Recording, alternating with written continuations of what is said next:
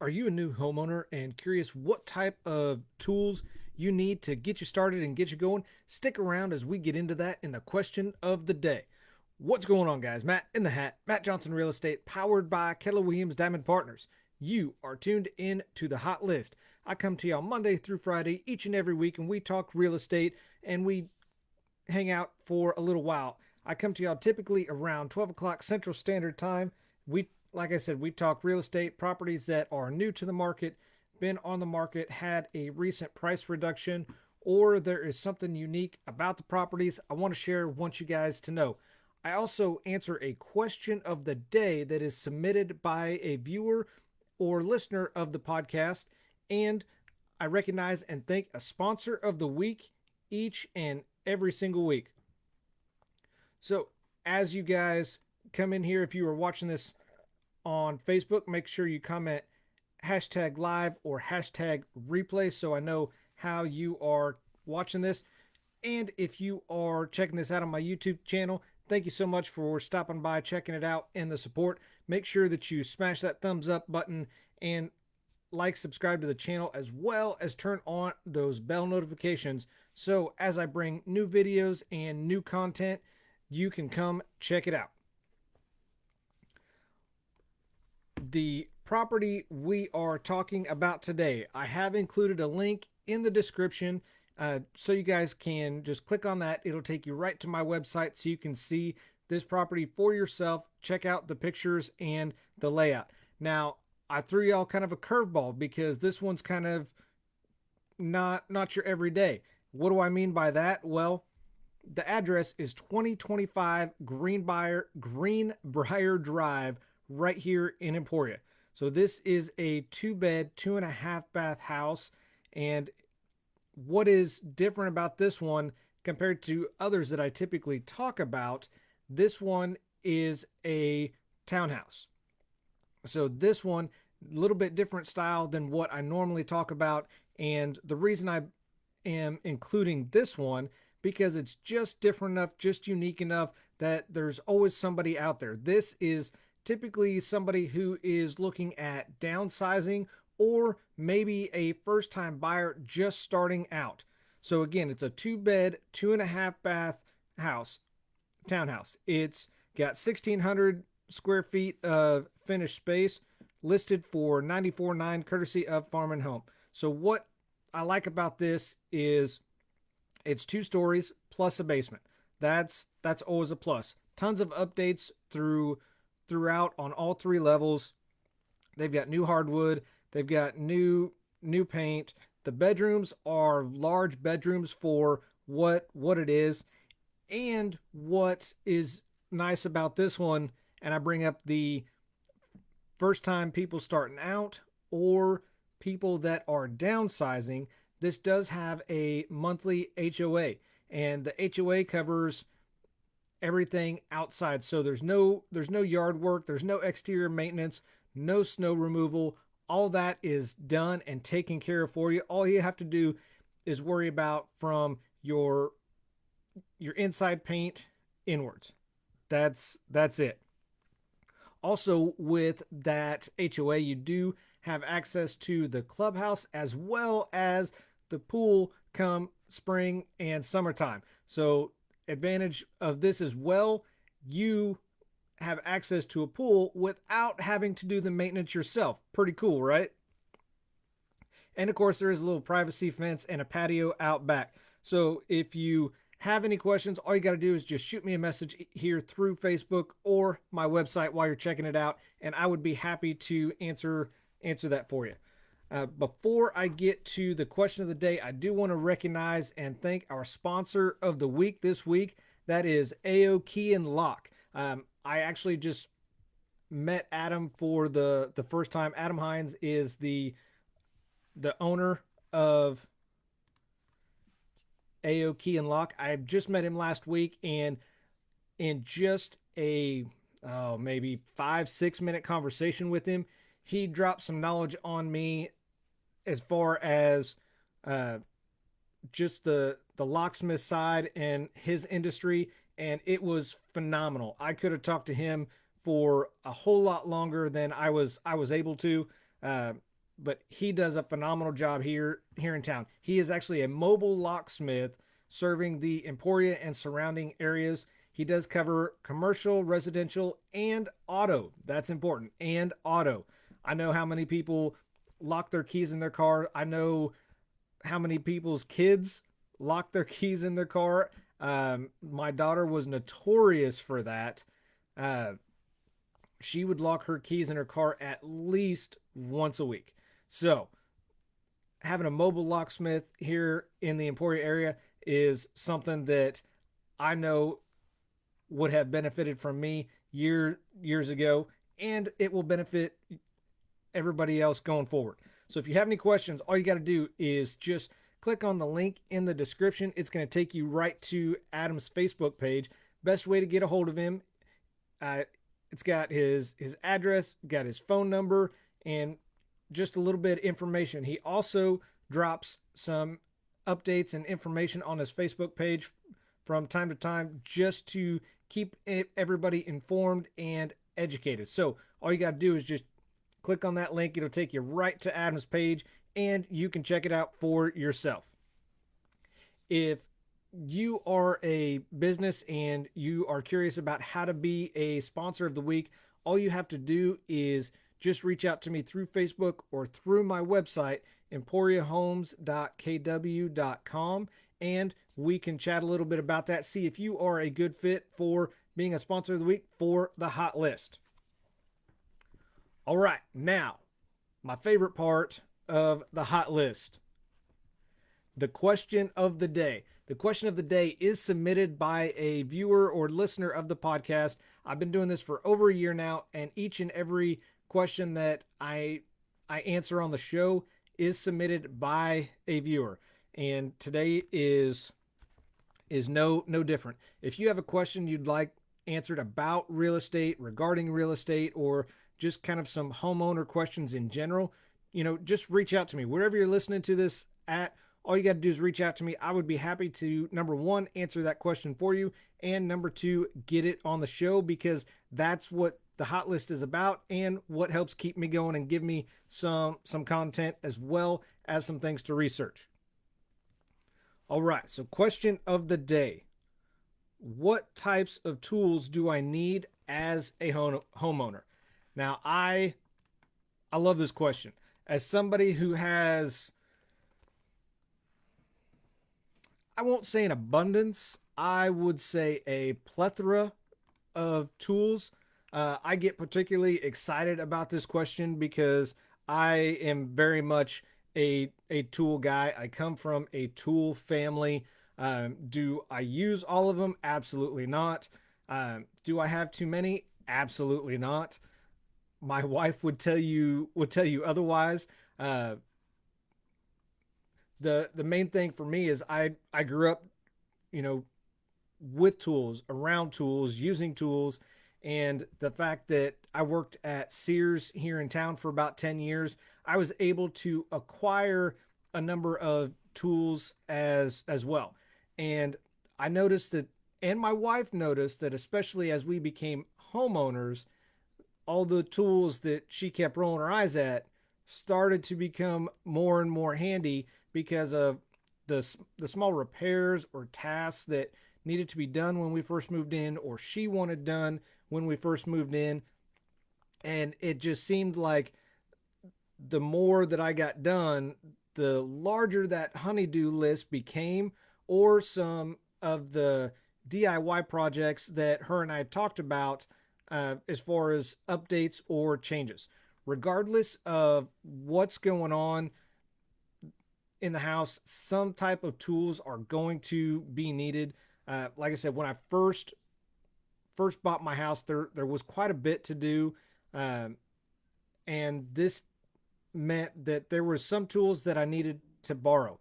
My general rule of thumb: if I have to borrow something twice, it's time to buy it. So that question or that situation really helped answer what type of tools do I need to get. Many homeowners that don't know much about tools, aren't familiar with tools as compared to somebody else, they may opt for just a basic pre-made toolkit, and unfortunately, they don't always find what they need, everything they need in those pre-made kits for whatever type of repair or improvement they're wanting to do. So whether you are buying a kit or building your own tool collection for the home, here are 7 basic tools for every single homeowner. Number 1, measuring tools. This is one of the biggest items that you should always have on hand, and there's a few different types of measuring tools that you should have. Most obvious is going to be a tape measure. I would at least recommend two tape measures, because at some point you're gonna lose or misplace one, or if you have kids like I did, they were always using, borrowing, disappearing my tools. As far as some recommended other measuring tools that as well, a level, definitely a level. I have a couple different ones, whether you have a torpedo level, just a 12-inch level, or a larger 48-inch level. That's going to be huge. That's definitely going to save your ass as you start to hang some things or working outside. Carpenter square. These are handy because this will help you tell when something is level as well as when the corners are squared. So it is, true level, true square. A stud finder. These are super handy when anchors just aren't enough. For example, we have a large mirror that I need to hang in our living room, and anchors are just not going to do it. So with that stud finder, I'm going to be able to see where some studs are. And I have a basic stud finder, and I have an electronic stud finder. The difference is that electronic one will not only find the studs in the wall, it will also find any type of piping and electrical as well, because believe it or not, I have drilled into a an electrical, just like some Romex wire, and that was interesting. It Number one, it hurt, but yeah, that was also interesting. And finally, a plumb bob. This is helping to decide and run a vertical line. So that's pretty handy as well. Number 2 on the list, hammers. Keep in mind, when needing or using a hammer, your wrench, your pliers, these are not hammers, people. You need true hammers. Most often, the one that you need as a homeowner is going to be a claw hammer. Now, I would also recommend adding a rubber mallet as well, because you can use these for working outdoor with some type of rock, stone, pavers, as well as if you go camping, you can use these for your stakes.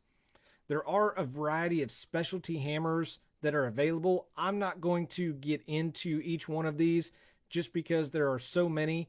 For example, they're out other than the claw hammer. There's the ball peen hammer, the club hammer, framing hammer, sledgehammer, which is always fun, right? And the tack hammer. I When it comes to these, I would only really pick these up if you truly needed one. And of the ones I just gave an example of, the one you may use out of those 5 are a framing hammer. Number 3 on the list, screwdrivers. No, not the drink. And yes, I say screwdrivers, plural, for a reason, meaning you're going to need more than one screwdriver, more than one type. These are not a one size fits all. At least a minimum of having both a flathead screwdriver set and Phillips. Now, the way things are anymore, wouldn't hurt to add some Torx, hex, or even square bits and screwdrivers as well. Ideally, you would like at least 2 or 3 of each in different sizes for different size screws. And keep in mind, if you use the wrong size head, while it may work, you're not only going to damage the head of that screwdriver, you're going to damage the head of the screw as well by not using the right size. Uh, what some people have done to get them by, and for versatility, is pick up one of those interchangeable screwdrivers that has just the disconnecting bits and got multiple bit heads. Those are pretty cool. You can't pry or get some leverage on those quite like you can a regular screwdriver, but if you don't plan on doing that, that is something to definitely get you by and get you rolling. Number 4, wrenches and sockets. I almost guarantee you're going to run into some type of bolts at some point in your house.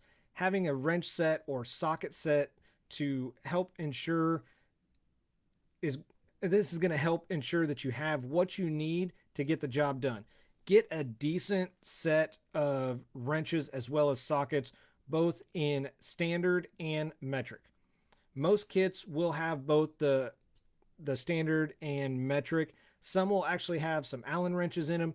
I would recommend picking up that kit that has the Allen wrenches in it, because this is going to cover all 3 areas as far as your Allen wrenches, your standard, and your metric.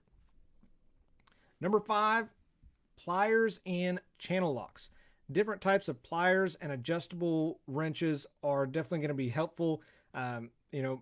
Maybe hard to say what's needed, what's not needed, but start with some basics as far as channel lock pliers, a set of adjustable wrenches, needle nose pliers, and of course some side cutters.